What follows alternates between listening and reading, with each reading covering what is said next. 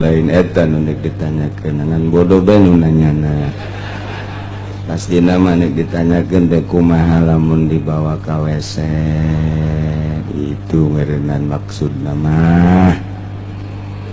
da eta beda jeung kaset ai kaset mah bacaan Al-Qur'an huruf kaset mah hurupan aya ge sora ari HP mah tawarekot aya jadi lamun teh mah ku urang dipencet timbul hurufna sebab menang ngaakses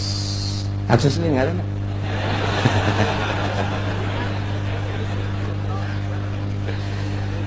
nah jadi Quran aya henteu dipuat pa di dinya teu bisa tah mah jadi dipuat diasupkeun timbul ke naon bedana jeung Quran ngan cara ngaluarkeun anu beda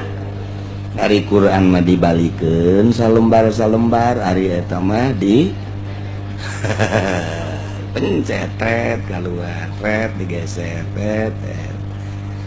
tah eta kitu-kitu keneh jadi si nama Al-Qur'an mun tadi pencet atau ditutup berarti sarua jeung Quran ditutup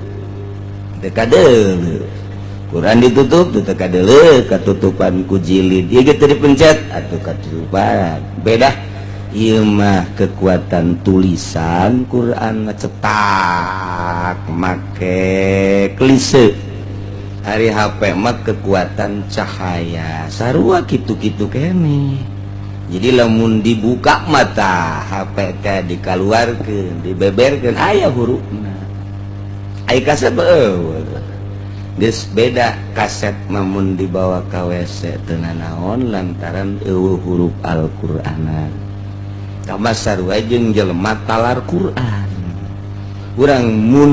nyekel kitu kaset teu boga wudu teu nanaon sarua jeung urang teu boga wudu sasalaman jeung nu talar Qur'an atuh masalah dicekelan ku urangnya nama talar Quran ini sudah urang 2 rakaat henteu itu sarua jeung kaset sebab ngan sorak doang tawa di jero ngaranna batin tapi ari Quran mah ketika ditutup urang teu kadeuleu ketika dibuka aya HP sarua ketika dipencet aya teu dipencet eueuh deus urang mun aya HP aya Quranan dibawa ka WC 2 rakaat kurang boga HP aja teu boga wudu dicekel kurang 2 rakaat iya nu di dia ahli 2 rakaat kabeh ieu